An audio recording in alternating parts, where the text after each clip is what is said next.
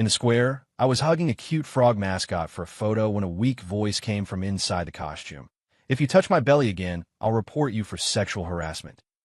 At the school gate, I was anxiously waiting for a car. A rideshare vehicle pulled up in front of me. Excuse me, are you the passenger with the phone number ending in 9527? Get in quickly. On the bungee jumping platform, after securing my safety harness, I asked the girl beside me, "Do you think Wei is chasing me everywhere, resentful because I helped you kick her out of the me family?" A staff member nearby, wearing a little green cap, pushed me off the high platform. "Congratulations, you guessed right." My screams echoed through the valley.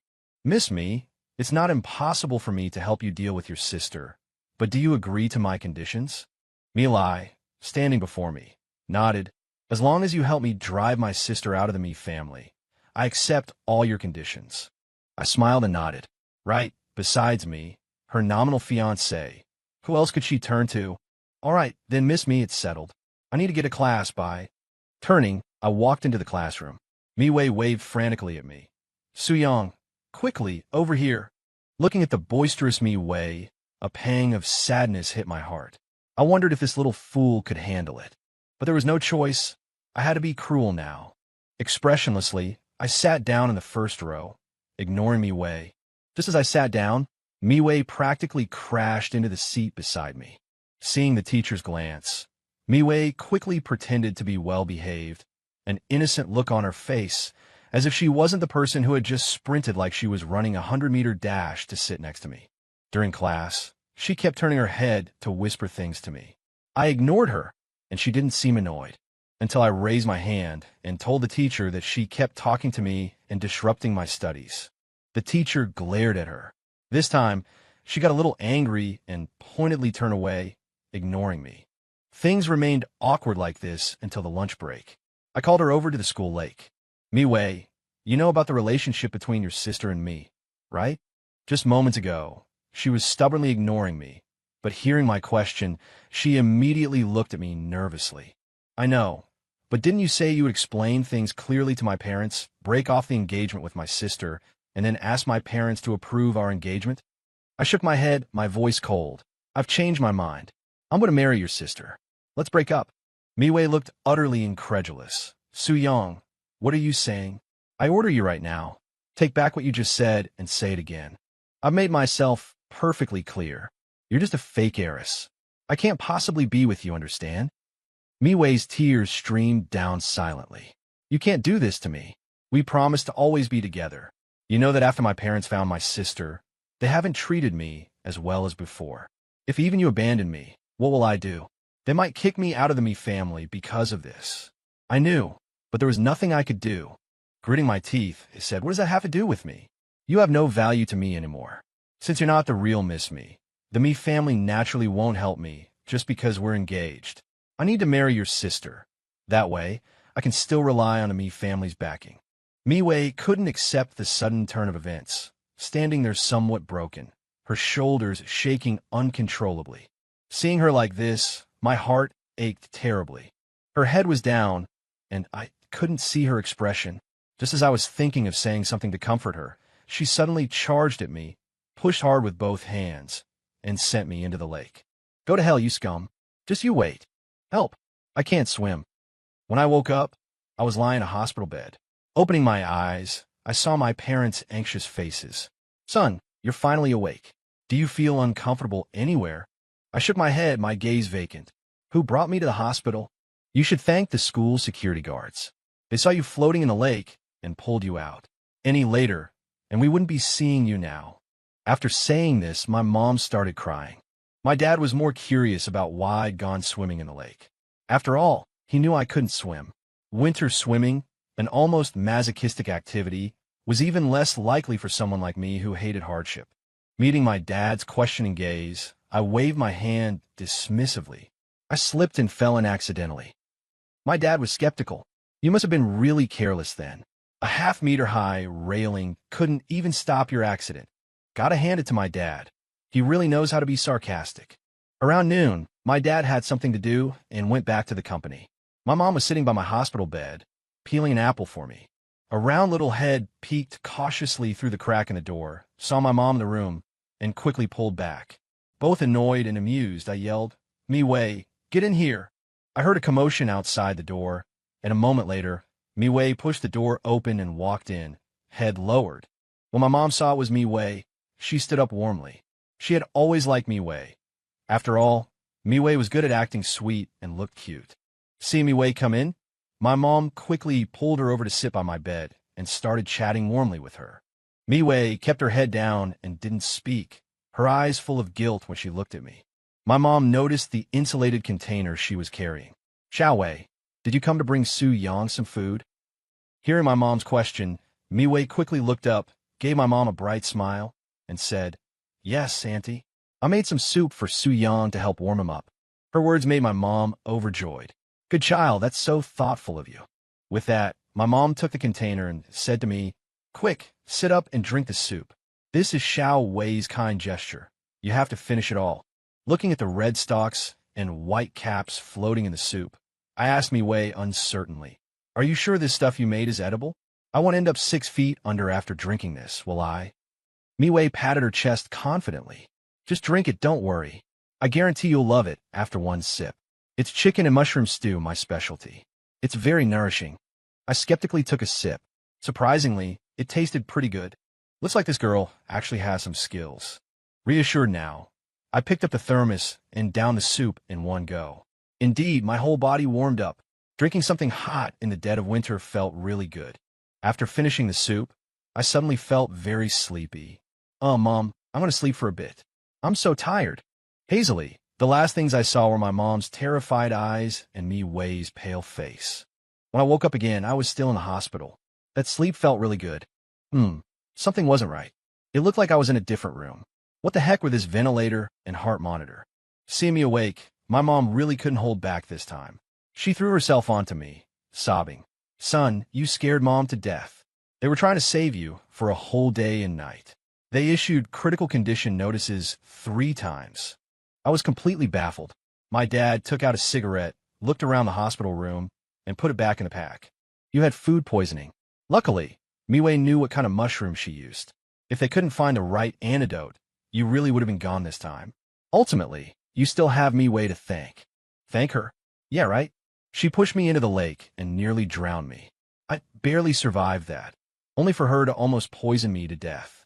She's deliberately trying to get rid of me. I could have been discharged the same day I accidentally fell in the water, but because of the poisoning, I had to stay in the hospital for a week until all the toxins were completely flushed out of my system before they let me leave. During that week in the hospital, I sent Mi-wei countless messages, but she didn't reply. She didn't answer my calls either. I was just worried she'd blame herself too much and do something rash. That would be real trouble. Later, when Mi-lai came to see me, I learned that Mi-wei had already been kicked out of the Mi family. Mi-wei had already fallen out of favor after they found their biological daughter. Now she had almost poisoned her own future brother-in-law. How could they possibly tolerate that? Mi's parents finally couldn't stand it anymore and threw her out of the house. I couldn't help but worry about this silly girl. She had always played the cute, innocent role. Suddenly losing all her support and having to rely solely on herself, could she possibly survive? After getting out of the hospital, it was already winter break. I didn't need to find a job, nor had I thought about applying for grad school. The winter break of my senior year was very relaxing for me. I never gave up looking for Mi-wei, but I couldn't find her. It was as if she had suddenly vanished from my life, leaving a hole in my heart. The Mi family and mine wanted Mi-lai and me to spend more time together during the winter break to cultivate our relationship. I didn't dare show any reluctance, so I could only nod in agreement. On our first date, Mi-lai and I went to the Mi family shopping mall. In front of the mall entrance, someone in a frog costume was holding flyers and wriggling energetically. Honestly, it looked really awkward. Seeing them working so hard, I walked over, wanted to help lighten the frog mascot's load by handing out flyers together. I'm a kind person after all. But Mi-lai misunderstood. "Yang-ge, do you want a photo with the frog? I'll take it for you." As she spoke, she took out her phone. That wasn't my original intention, but since she suggested it, I had no choice but to put my arm around the wriggling frog mascot and pose for a photo. Just as I tightened my hold, a faint voice came from inside the frog costume. "Hands off. If you squeeze my stomach again, I'll report you for sexual harassment. Miwei. She had actually come to her own family's mall to hand out flyers. I suppressed my excitement. I had finally found her. The constant worry hanging over me finally lifted. I couldn't show any sign of joy because I had promised Milai that after breaking up with Miwei, I wouldn't contact her again. After the photo, under Miwei's lingering, reluctant gaze, I steeled myself, took Milai's hand, and walked into the mall. All afternoon, a pitiful little frog trailed behind Milai and me, keeping a short distance. Several times, Milai wanted to turn back to find the little frog and figure out what was going on, but I stopped her each time with various excuses. I couldn't let her discover it was Miwei. As evening fell, Milai and I walked out of the mall and got into the car. After taking her home, I hurried back to the mall. The little frog was crouching by the entrance, shoulders hitching. I walked up to her and yanked off the mascot head. Where did you run off to? I couldn't find you for days. Do you have any idea how worried I was? Are you trying to scare me to death? Miwei looked up tearfully. Why are you looking for me? Didn't you already break up with me? I clenched my jaw. I couldn't tell her the truth. If Miwei found out, knowing her inability to keep things to herself, she would definitely spread it around. My expression hardened, and my voice turned cold. It's nothing. I just heard you got kicked out of the Mi family and came to laugh at your pathetic state. Is there a problem with that? Miwei cried even harder, snatching the mascot head from my hand. Su-yang, I hate you. With a helpless expression, I asked, salty, what are you talking about? Can't you see I'm busy? Stop bothering me. I'm handing out flyers. I'm asking if your mouth tastes salty. A little. Here, I said, holding out a tissue. Wipe your nose. It's running into your mouth. That's disgusting. Taking the tissue from my hand, Miwei stopped crying, then turned and ran off in embarrassment. She hadn't run more than a few steps before she suddenly spun around, pointed at me, and yelled, Su-yang, just you wait. I won't let you get away with this. I made a motion as if to chase her, which scared Miwei so much her short legs became a blur, running away incredibly fast like a little rabbit. Shaking my head with a helpless smile, I apologized silently in my heart. I hailed a taxi and went home, relieved now, knowing that at least she was okay. At the library entrance, looking at the rain curtain outside, I shook my head helplessly. Such bad luck, running into a downpour. If I had known, I wouldn't have agreed to Milai's request to bring her to the school library today. Milai hugged her shoulders, shivering from the cold, and asked me with a trembling voice, Yang-gu, when is the car you call getting here? This winter rain is too cold. I didn't do what they do in idle dramas, taking off my own coat and draping it over her. The winter rain was indeed too cold. I was afraid I'd freeze to death myself. With a creak, a small Alto stopped at the library entrance. The car door opened, revealing Miwei's pink, chubby little face. Excuse me, is this the passenger whose number ends in 9527? Please get in quickly. Seeing her acting all businesslike, she successfully made me laugh out of exasperation. You don't know what my number ends in? You're the one whose number ends in 9527. Talk properly, or I'll file a complaint against you. Miwei pouted, looking like she was about to cry, but seeing my expressionless face, she held it back. Hello, esteemed passenger whose number ends in 8888. Please get in the car quickly. Gentlemanly opened the back door, let Milai get in, and then got in myself. Sitting beside me, Milai eyed Miwei with ill intent. Well, isn't this Miss Me? Why are you out picking up clients? Fallen on such hard times already? Need me to give you a tip? Miwei's expression was flat. Passenger, please do not disturb the driver. Also, watch your words. What do you mean picking up clients? Be careful, or I'll sue you for slander. Milai scoffed and was about to say more when I suddenly remembered something important. Miwei, do you have a driver's license? Miwei paused for a moment, then mumbled, I just finished subject 1 yesterday. Holy crap, now I couldn't hold back. Stop the car. Stop the car right now. Are you crazy? I told you to stop the car. Milai panicked too, forgetting about mocking Miwei, slapping the front seat, telling Miwei to stop. The car didn't stop, continuing slowly and erratically down the road. I told you to stop. Did you hear me? Interrupting here. Please don't yell first. You're making me nervous. I forgot which one is the brake and which one is the accelerator. Are you an idiot? The one you're stepping on now is the accelerator, The other one is the brake. You pig, let go of the accelerator quickly and hit the brake. Under my command, the car slowly pulled over to the side of the road, stopping just 0.01 millimeters away from the stone bollard on the curb. I almost peed my pants in fear. This reckless girl, daring to drive after only passing Subject 1. If she actually got her license, she'd probably try to fly a plane. Leaning over, I pulled the handbrake and quickly got out of the car with me lie. Walking to the front driver's side, I opened the door and pulled me Wei, who was lowering her head, wiping sweat, out of the car. Are you trying to get killed? Are you insane? Driving onto the road when you don't know how? I was wondering. I clearly called for a Volkswagen. How did an Alto show up? Where did you get this car? You didn't steal it, did you? Miwei lowered her head and said softly, I didn't steal it. I borrowed it from Little P. I was speechless.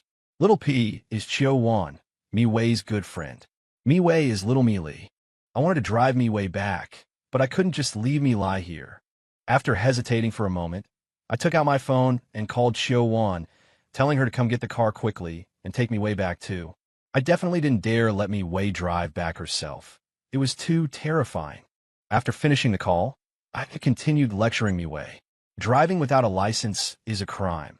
Even if you don't cause an accident, it's still the crime of dangerous driving. Miwei lowered her head, not speaking, biting her lip tightly, looking as if she might burst into tears any second. Seeing her pitiful expression, I couldn't bring myself to say more.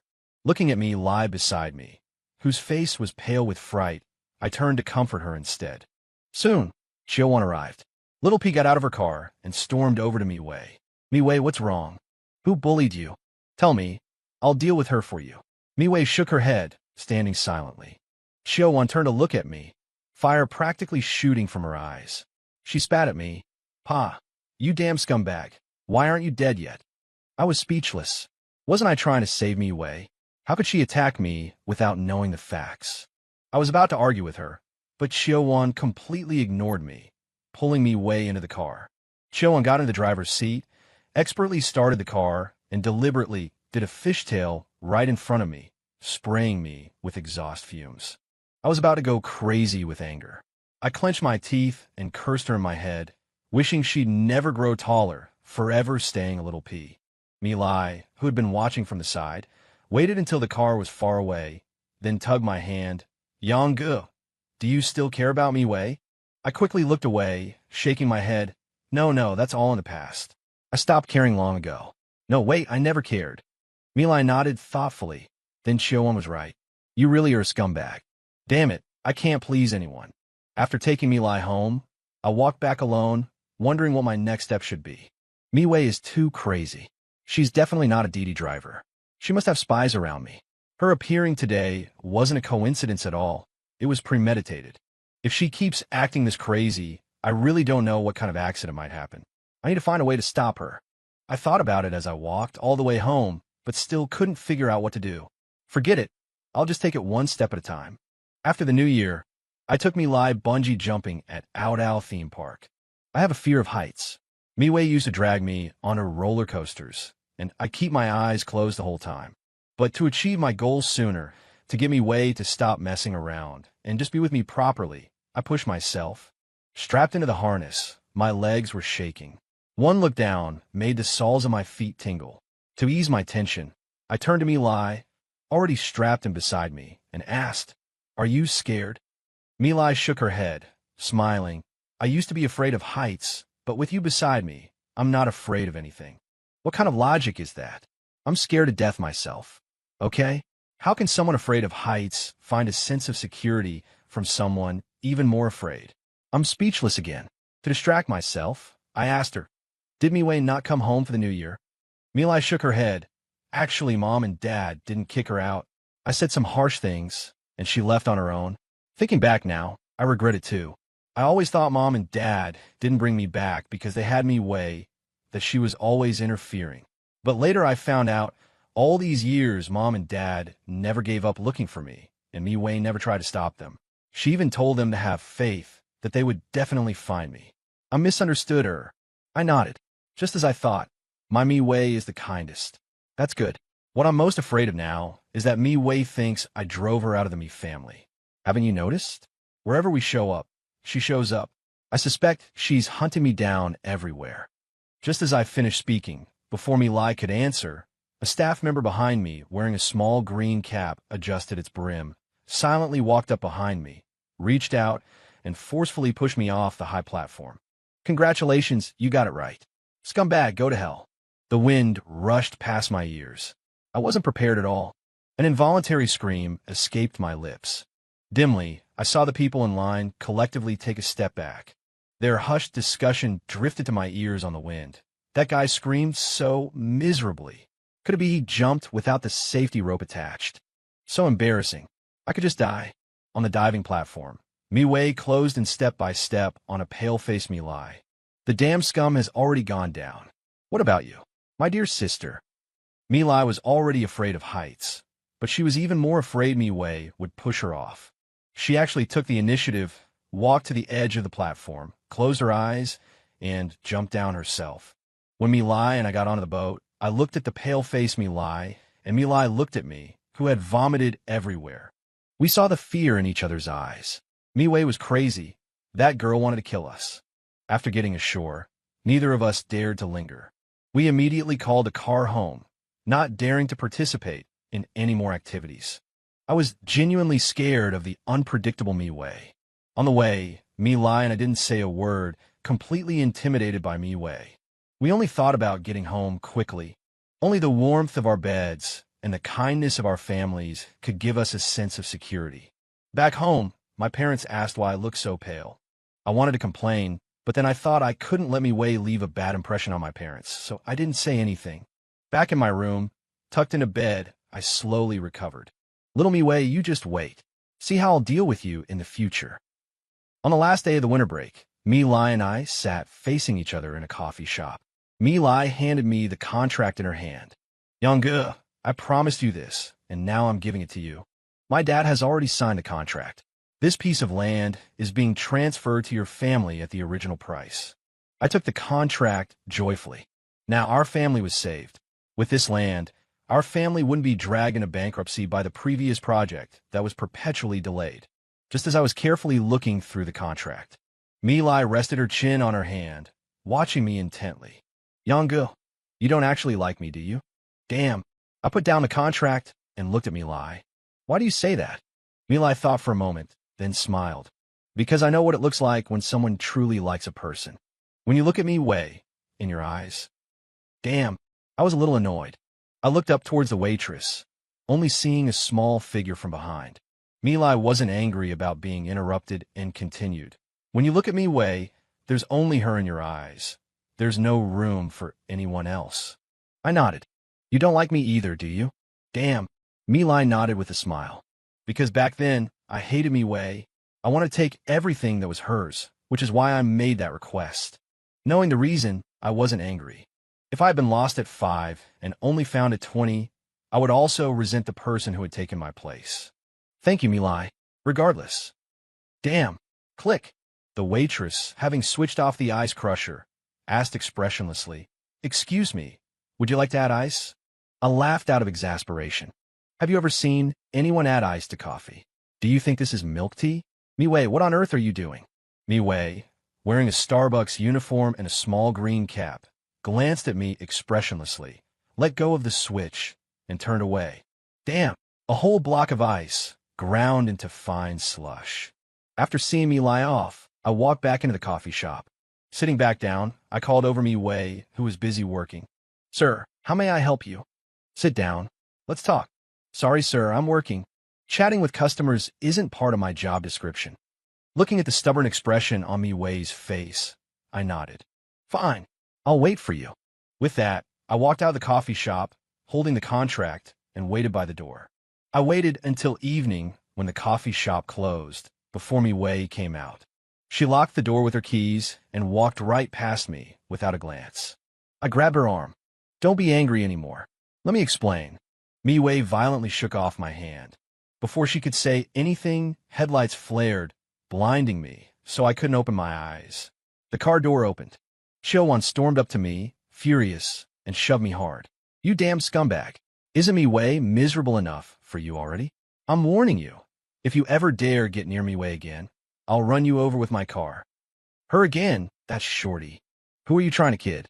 With that crappy little Alto of yours? 1-liter engine, less powerful than a fart. Last year you hit a dog. The dog was fine, but your bumper fell right off. You think I didn't know? Shio-won grabbed Mi-wei's arm. Mi-wei, let's ignore him. And I'm warning you, if you dare forgive this scumbag, you'll lose me as your best friend. Mi-wei looked at me, then at Shio-won, conflicted. Without another word, Shio-won pulled Mi-wei into the car and drove straight at me. Terrified, I scrambled out of the way. Shio-won fishtailed the car, rolled down the window, and flipped me off. Thought you weren't scared? Why dodge? Trash. Damn it. That made me furious. Shorty, I hope you never grow taller, stuck at 150 forever. Shio-won glanced back, looking at me scornfully. Well, thank you for your concern. This sister had a growth spurt this year. I'm 155 now. With that, she floored the accelerator, spraying my face again as she sped off. That infuriated me. Just wait until I win Mi-wei back. I'll make her cut ties with you completely. When I took the contract home, Mom and Dad were ecstatic. Our family's company could finally escape the mire and get back on the right track. Amid their joy, my dad asked me, did me family set any conditions? Is it still marriage to me Lai after graduation? I shook my head. Me Lai knows I don't like her, and, as it happens, she doesn't like me either. So no conditions this time. We just have to acquire the land at the original price. We owe the Me family a favor, regardless. After I finished explaining, Mom and Dad nodded. Me Lai is a good girl. She'll definitely find her own happiness someday. I nodded. I thought so too. Seeing I wasn't showing any heartbreak, my parents just nodded resignedly, remarking that Me Lai and I weren't meant to be, and that relationships are a matter between two people, beyond anyone else's control. Lying in bed in the quiet night, I felt miserable. Ever since Mi-wei left the Me family home, she'd changed her number. I had absolutely no way to contact her now. To reach her, my only options were to go through Chio-won or wait for Mi-wei to contact me herself. Judging by her behavior today, the chances of Mi-wei contacting me first were slim, especially since her sister and I were no longer together. My only way was through Chio-won. But that shorty, Chio-won, all she ever does is antagonize me. Just thinking about her made my head ache. No way. I couldn't stoop to asking her. She'd mock me about it for the rest of my life. The more I thought about it, the angrier I became, eventually tiring myself out with my own frustration. After falling asleep, I had a dream where Mi-wei and I didn't get back together. Instead, she was with some incredibly handsome guy. No matter how desperately I pleaded, she wouldn't look back, leaving me without a second thought. Chio-won was standing nearby, gloating, mocking, and taunting me, even claiming she'd introduced that handsome guy to Mi-wei. Watching Mi-wei walk away arm in arm with that handsome guy, my heart felt like it was tearing in two. The pain jolted me awake. No, I couldn't worry about my pride anymore. I couldn't even wait for school to start tomorrow. I had to find Mi-wei right now and explain everything. With that thought, I pulled out my phone. Swallowing my pride, I found Chio-won's number. I spent a good while psyching myself up, and just as I was about to hit dial, my phone suddenly rang, making me jump. The caller ID showed it was Chio-won. Haha, so you contacted me first this time. Now let's see how I handle you. I answered the phone, putting on an arrogant tone. Yeah? Shorty, what do you want? Chio-won's anxious voice came through the phone. So-young, get over here quick. Mi-wei's drunk. She's totally losing it. Nothing we say helps, and she keeps shouting your name. I instantly bristled. Don't you know she doesn't touch alcohol? Why did you take her drinking? Chio-won said helplessly.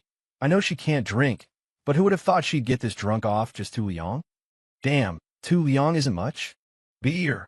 Oh, beer, well that is a bit. Where are you now? Night Color Bar. Wait for me, I'll be right there. I rushed out the door and hailed a taxi to the Night Color Bar.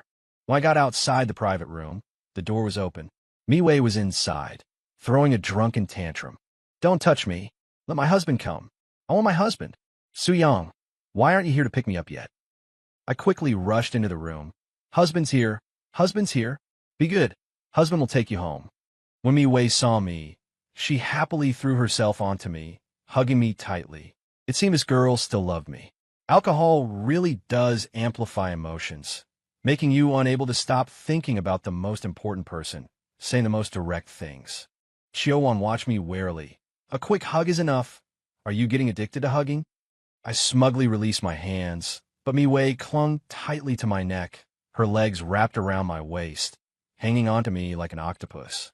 I shot Chio-won a playful glance. Little peapod, see? It's not me who's addicted to hugging. It's little rice grain who won't let go. Chio-won looked completely helpless. She reached out, trying to pull me way off me. Babe, didn't we agree? We wouldn't pay any attention to this scumbag anymore. You're drunk now. You're not thinking straight. Be good, listen, get down quickly, or you'll regret it when you sober up. Mi-wei pushed Chio-won's hand away while hugging me even tighter. This time, Chio-won was completely out of ideas. She called a designated driver, who drove her beat-up little Alto to take Mi-wei and me back to Mi-wei's rented apartment.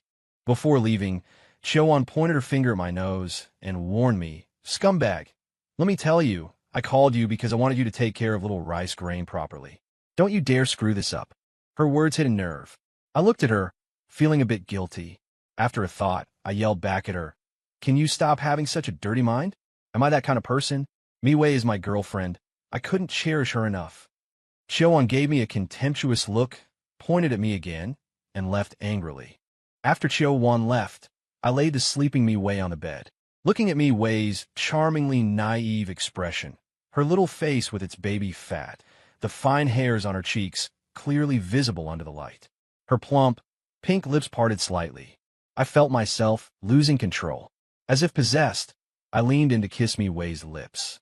Just as I was about to touch them, Mi-wei turned her face aside. Maybe my breath tickled her face. She reached up with a small hand and scratched her cheek. This scene couldn't help but remind me of the Black Mountain demon sucking yang energy in a Chinese odyssey. She was treating me like a demon. Carrying me away all the way had made me break out in a sweat despite the cold winter weather. I felt sticky and uncomfortable. Forget the kiss, time for a shower. I went to the bathroom and took a shower, using Mi-wei's towel. It smelled nice. When I came out, Mi-wei was already curled up under the covers, with only her little head showing. Looks like nothing was going to happen tonight. She probably wouldn't sober up until tomorrow. Some hero, taken down by 2 yang of beer. I lay down on the sofa, fully clothed, figuring I'd just make do for the night. I didn't dare leave, afraid something might happen to Mi-wei. Early the next morning, when I woke up, Mi-wei was sitting by the sofa, watching me. Seeing me awake, she quickly stood up, ready to leave. I couldn't let her go like this. I quickly stood up and grabbed her hand. "Little rice grain, listen to my explanation. Things aren't what you think." Mi-wei didn't pull her hand away. She just stood there quietly, not looking at me. I explained the whole story, why I got engaged to her sister, why I broke up with her, the cause and effect of everything.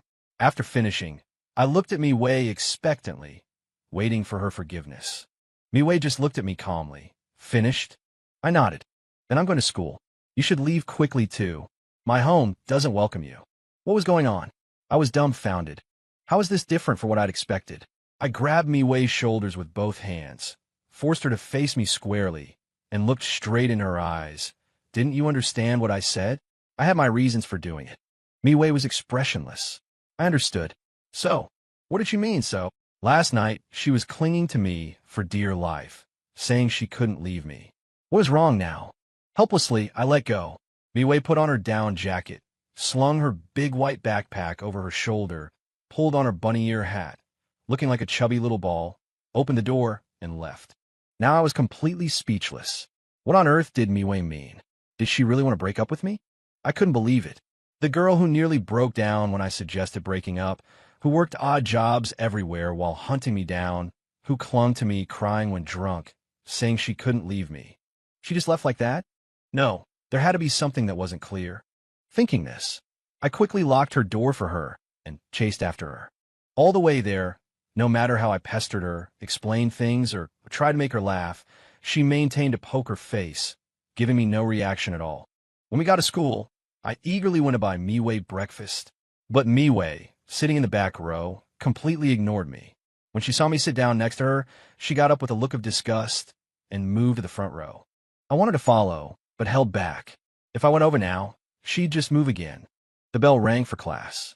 Just as the teacher walked in, I sprinted over and sat down next to Mi-wei. Can't get away now, can you? Too late to change seats. Just as I was marveling at my own cleverness, Miwei raised her hand. Teacher, this male student is eating during class and disrupting my ability to listen. The teacher looked helplessly at me, holding out an egg pancake towards Miwei. Why don't you finish eating outside and then come back in? And just like that, like a total sucker, I was kicked out of the classroom. Now I was starting to lose it. She was showing me absolutely no respect. Fine. If you're going to ignore me, I'll ignore you too. The day will come when you need me. And so, Miwei and I began our Cold War. A week passed after school started, and we hadn't exchanged a single word. After the weekend, during the second week, I went back to school, but Miwei wasn't there. At that moment, I panicked badly. Had something happened to her? My mind couldn't help but jump to the worst conclusions. I barely made it through until lunchtime dismissal. I cornered Xiao, who was stuffing her face in the cafeteria. I called you all morning, and you didn't pick up. What's that about? Xiao, with a chicken leg dangling from her mouth, looked at me, exasperated. Well, if it isn't Sue, the giant scumbag, what business do you have with yours truly? I was about to explode, but now wasn't the time to argue with her. Where's Miwei? Why wasn't she in class? Xiao put down her chicken leg, grinning widely. Ah, you're asking about little Mi Li? Of course I know. As her best friend, her ride or die, I'm always the first to know her whereabouts. Then hurry up and tell me. Stop dawdling. Call me something sweet, and I'll tell you. Xiao, don't push it. Well, are you going to say it? Fine, you win. Little Miss Highness, you're my little Miss Highness, all right? Now hurry up and tell me. Ah, good little grandnephew, so obedient. But I don't feel like telling you anymore. Damn it, I was tricked by this little pipsqueak. I stood up furiously, watching Xiao roaring with laughter. Eat slowly. Careful you don't choke to death on that chicken leg. With that, ignoring Xiao jeers and taunts, I turned and walked away. When I got home that evening, my parents saw my gloomy face and asked, "What's wrong? Miwei is leaving. So now you're upset?" I was instantly stunned. What do you mean leaving? Where is she going? This time, it was my mom and dad's turn to look completely bewildered. She's going abroad, you know. Miwei, didn't you know? She leaves tomorrow. I completely lost my cool. If Mi Li was leaving, fine, whatever. But Miwei couldn't leave. I went out, hailed a cab, and headed straight for the rental apartment. When I arrived, a middle-aged woman was cleaning the place. Seeing me enter, she looked surprised. Young man, who are you looking for? I quickly asked her. Andy, the young woman who lived here. The auntie waved her hand dismissively. Last week, the girl's parents came looking for their daughter. They hugged and cried together for a long time, then checked out and left. Such a nice family. They didn't even ask for the rent or deposit back. I turned, went downstairs, and headed straight for the Mi family's home. When I got to the Mi's house, I knocked relentlessly. It was Mi Li who finally opened the door. Seeing it was me, Mi Li had an expression that said she knew all along I would come. Go back. My sister doesn't want to see you. She said if you came, I should give you a message. Wait until she finishes her master's degree. If she still can't forget you by then, and you're willing to wait for her, she'll consider getting back together with you. As for now, she doesn't want to be in a relationship. I quickly grabbed Mi Li as she was about to close the door. Didn't you explain things to her for me? Mi Li looked exasperated. I did explain. Actually, Xiaowei overheard our conversation at the coffee shop that time. She guessed the gist of it, but she said the fact that you told her nothing meant you didn't trust her at all, and that's what disappointed her even more. I stomped my feet and beat my chest in regret, wanting to push past Mi Li and rush inside. Mi Li raised her hand, stopping me. Don't be impulsive, Su Yang. My parents are furious right now. You deceived them because of that contract, and you hurt my sister so deeply. If you go in now, my parents might just break the contract. Those words stopped me in my tracks. I couldn't be so selfish, disregarding my family for my own sake. Mi Li patted my shoulder. Go back. The flight is at 10 tomorrow morning. You can come see her off, just watch from a distance. I lower my head helplessly, watching the door slowly close in front of me. Back home, I was completely crestfallen. My parents stopped me, and we sat down on the sofa. Son, what exactly is going on between you and Mi Li? With a helpless expression, I explained that it had little to do with Mi Li and told my parents the whole story, the cause and effect. After listening, they looked completely disapproving. This is simply ridiculous. How could you hurt me way like this just for our family business? Do you think you're so great, so noble? Let me tell you, we won't thank you for this. On the contrary, what you did was rather shameless. Indeed, what I did was so unfair to me way. But back then, I really felt I had no choice. What else could I have done? Seeing I was close to tears, my parents didn't say any more, just told me to do whatever I thought I should do. But what could I do? I didn't dare face Mr. and Mrs. Me. Was I supposed to hijack the plane, rush aboard, and bring me way back? That's illegal, isn't it? I spent the entire night torn and lost, unable to think of a solution. So powerless, so miserable. Early the next morning, I got up very early. Having not slept all night, I forced myself to pull together, cleaning myself up neatly. Just in case Miwei saw me, I wanted to leave her with a good impression at least. I would definitely wait for her. So what if it's until she finishes her master's? I'd wait even if she went for a PhD. I arrived at the airport by 9 o'clock, hiding behind a pillar near the entrance, watching the people coming and going, terrified of missing Miwei. At 9:30, Miwei's family arrived at the airport. After the Alfred stopped, Mr. and Mrs. Me got out, holding hands with Miwei and Milai. The small Alto following behind also stopped. Xiaowon got out of the car, skipped over to Miwei's side, and the two walked into the airport arm in arm. My heart ached terribly. This last glimpse, and I couldn't even stand openly before her, only watch from afar. Seeing them enter the airport, I quietly followed behind. Along the way, Miwei kept looking back. I knew she was probably looking for me. Until the boarding announcement came over the broadcast, Miwei kept glancing towards the entrance of the departure lounge. Not seeing the person she hoped for, Miwei looked utterly disappointed. She turned and leaned close to Milai's ear, asking her something. Milai looked towards the entrance, then shook her head helplessly and said something to Miwei. I guess Miwei must be asking Milai whether she had told me the flight time. Milai must have told her that all the messages she was supposed to relay had been duly delivered. Miwei stood stunned at the security checkpoint for a long moment, tears finally rolling down her face. Xiaowon, standing nearby, couldn't watch anymore. The moment she took out her phone, I knew mine was about to ring. Sure enough, the phone rang. Xiaowon's angry voice came through the receiver. You scumbag. Miwei is leaving today, and you didn't even come to see her off? After a whole childhood friendship, you can be this heartless? You really are a scumbag. I didn't say anything, just held the phone and listened quietly. After a moment, Xiaowon said, Hold on, Miwei has something to say to you. A moment later, Miwei's voice came on the line. Su-yang, I just want to ask you one thing. Will you wait for me? Instantly, I couldn't hold back my emotions anymore. I won't wait for you. I can't wait that long. Miwei's disappointed voice came through the phone. All right, I understand. I wish you happiness. After saying that, she handed the phone back to Xiaowon.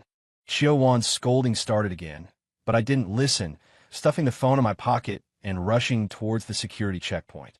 Miwei and Milai had already turned and placed their luggage on the conveyor belt. At that moment, I felt like Usain Bolt. I had never run so fast in my life. Just as Miwei was taking off her coat to place in a bin, I burst through the security checkpoint like a gust of wind, scooped her up on my shoulder, turned, and ran. The airport security guards and Mi's parents were stunned. Xiaowon, still yelling into the phone, watched me with her jaw dropped. Who knew this scumbag had such a manly side? Miwei, blushing furiously, kept hitting my back.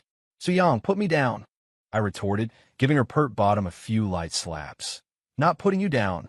What if I do, and you run off? I told you, I can't wait that long. Miwei pleaded. Please, put me down. I won't run. I'm not going anymore. At least let me say goodbye to my sister properly. I thought about it. She had a point. After all, Milai would be gone for several years.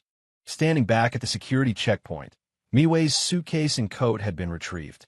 We said goodbye to Milai. Milai hugged Miwei and whispered gently to her, I'm sorry. Miwei patted her back generously. Milai walked up to me and told me to treat Miwei well. I nodded. That was a given. Once Milai's figure disappeared from view, Mi's parents glared at me unhappily. I grabbed Miwei's hand, turned, and ran. Xiaowon shouted after us. Where are you going? Take me with you. I shot her an annoyed glance. We're going to finish what we started the other night. You want to come? Amidst Xiaowon's loud curses, I held me Wei's hand and ran further and further away.